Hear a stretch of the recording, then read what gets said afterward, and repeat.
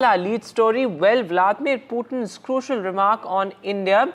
He, of course, had said that India deserves to be one of the superpowers of the world. And he's reiterated that remark by saying that India is a natural partner for Russia and that India and Russia are not only involved in exchanging equipment and, of course, research and innovation, but also partnering in defense equipment. So this is important in the larger geopolitical context as well. It comes just days after the India-China disengagement along the line of actual control as well. Listen in to what Vladimir Putin had to say. India is our natural partner and ally for decades.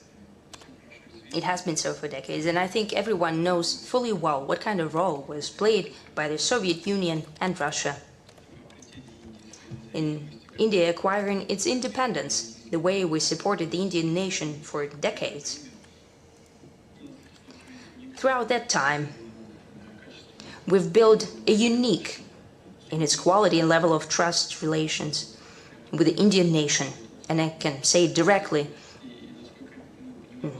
in this case, and the way we feel and the way we understand, coming from our Indian friends, there is an overall national consensus about the development of relations with Russia, with our country.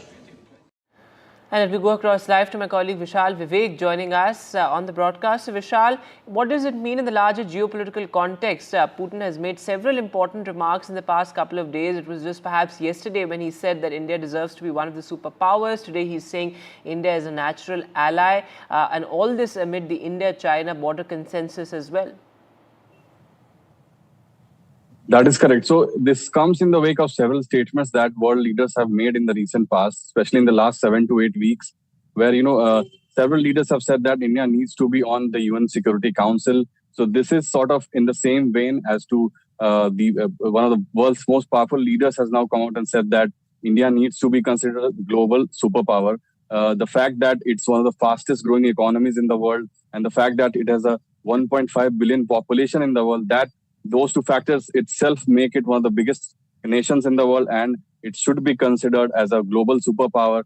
And as I mentioned earlier, UN Security Council seat has been one of the most contentious points that several countries, including the US, have made in the recent past as to India needs a seat on the UNSC table.